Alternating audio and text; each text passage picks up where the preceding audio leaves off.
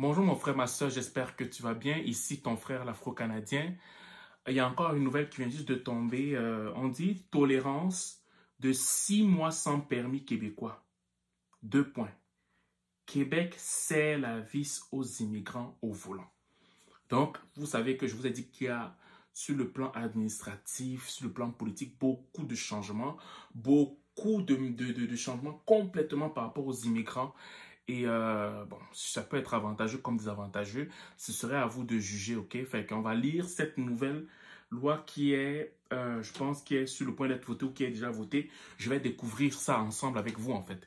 Bon, si tu aimerais me parler parce qu'il y a une de mes vidéos qui t'intéresse ou bien tu aimerais poser quelques questions en aparté, tu peux me texter, pas m'appeler, me texter au 514-247-1737. 514-247-1737. Ça me fait un plaisir de discuter avec toi. Les nouveaux arrivants de certains pays ne pourront plus conduire sur les routes du Québec après un échec à leur examen pratique.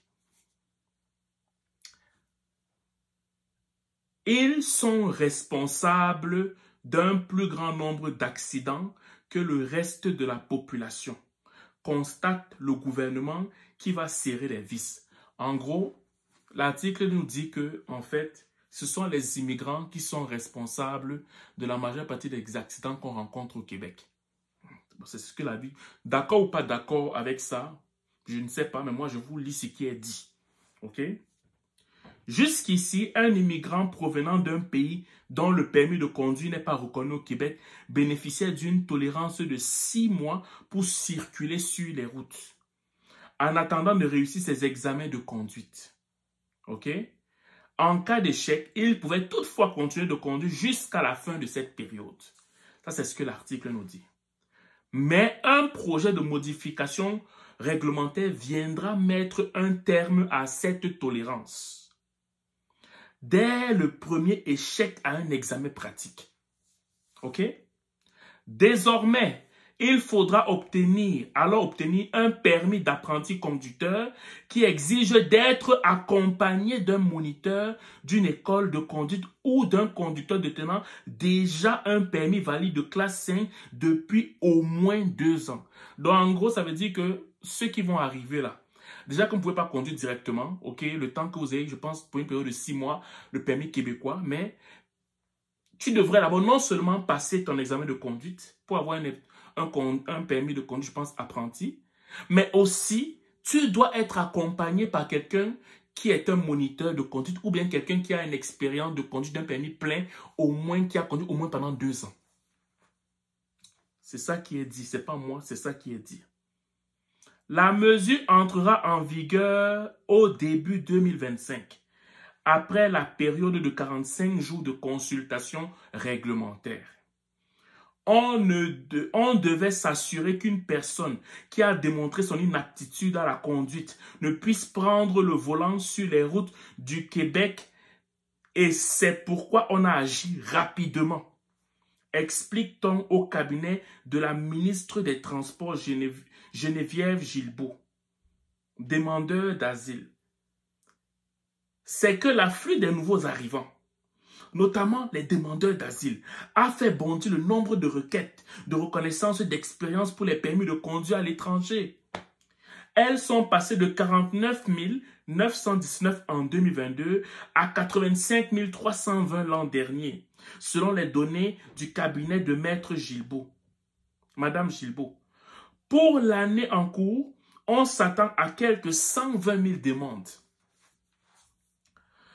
Mais surtout, la SAAQ constate que les personnes qui proviennent de pays avec lesquels le Québec n'a pas d'entente de réciprocité ont une fréquence d'accident de 7,5 par 1000 titulaires de permis de conduite contre 2,79 pour les détenteurs d'un permis québécois.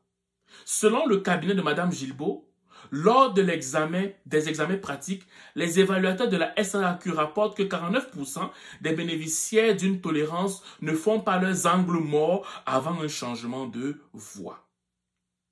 On dit que ce sont des conducteurs sans expérience. Propriétaire de l'école de conduite du Québec, André Connet observe lui aussi les enjeux vécus par certains nouveaux arrivants. Dans plusieurs pays, la voiture demeure un luxe, si bien que les détenteurs de permis n'ont pas l'occasion de pratiquer. Donc, nous là qui venons d'autres pays, là, on n'a pas de route là-bas. On ne conduit pas comme on conduit au Québec. Ok, nous, on peut-être sur les chevaux, sur les chameaux pour se déplacer. Moi, peut-être que c'est ce qu'on... Je ne sais pas comment on a une façon de penser de l'Afrique. En fait, je comprends pas, en fait. En plus, c'est un Africain qui parle comme ça. Est-ce que c'est encore un luxe, honnêtement, dites-moi, est-ce que c'est encore un luxe d'avoir une voiture en Afrique? Je sais pas où est-ce qu'on... Bref, du coup, il se retrouve ici, sur le réseau routier, avec des connaissances qui sont loin d'être à jour. Souligne le moniteur instructeur, lui-même originaire. Tu vois, on met toujours un noir en avant. Un noir originaire qui vient de la Côte d'Ivoire. C'est ce qu'on veut dire. Donc, en fait, c'est pour justifier. Moi, je n'aime pas ça. Moi, je veux dire, quand vous prenez des décisions, s'il vous plaît, prenez vos décisions sans pour autant essayer de justifier pourquoi vous prenez vos décisions. Vous dites que ce sont les immigrants, ok, qui font beaucoup d'accidents. Il n'y a pas de problème. On a compris. Vous dites que vous voulez serrer les vis. Parce que, en fait, les gens qui viennent là, la voiture là-bas en Afrique, c'est un luxe. Et maintenant, pour pouvoir encore justifier ce que vous faites, vous mettez un noir en avant. Ça, c'est pas normal. Ça, c'est la malhonnêteté intellectuelle. Je suis désolé de le dire, mais c'est ça. Qui vous dit qu'on n'a pas de voiture?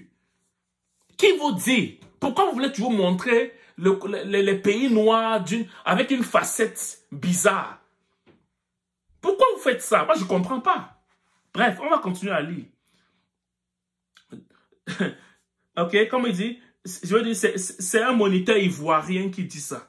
Donc, c'est pour ça qu'on les retrouve à rouler à des vitesses anormalement basses, puisqu'ils ne se sentent pas en confiance.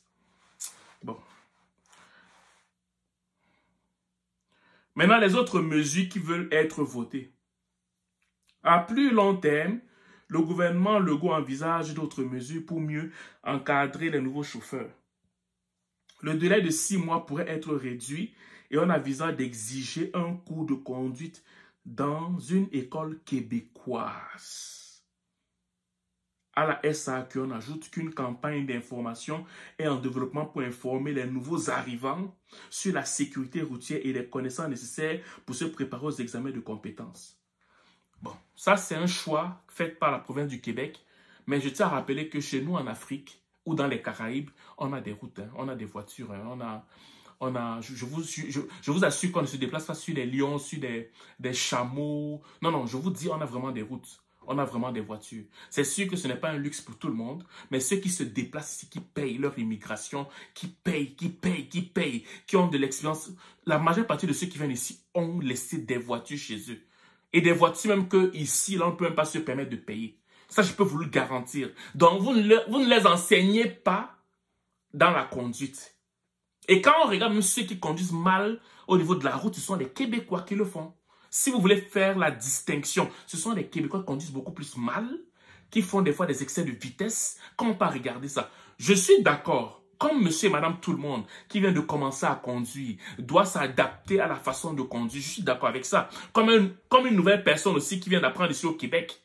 Mais ne me dites pas que, je suis pas d'accord, ne me dites pas que c'est à cause, ce sont les immigrants qui sont à l'origine du taux d'accident élevé. Ça, je suis pas d'accord. Pour moi, c'est la malhonnêteté intellectuelle. Il y a un objectif derrière tout ça. Assumez cet objectif, mais ne mettez pas en avant un Ivoirien pour pouvoir justifier ce que vous faites. Là, on n'est pas d'accord, en fait. Parce que ça, c'est pas normal. Ça, à un moment donné, c'est comme, ça vient me chercher, là. Je veux dire, maintenant, comme je vous le dis, tout est sur le dos des immigrants. Tout le malheur du Québec sont les immigrants. À un moment donné, on va aller jusqu'où? On va aller jusqu'où? Je veux dire, il n'y a pas d'état d'âme. Et ce qui me tue, c'est que les Québécois je veux dire, bon, quand ils vont voir un noir, par exemple, je prends un noir parce que c'est ma communauté, ben, ils vont voir que le noir est un danger à cause de ce genre d'informations biaisées. Bref, dites-moi ce que vous pensez en commentaire. Si vous passez une excellente journée ou une excellente soirée, dépendant du lieu où vous m'écoutez. Ciao.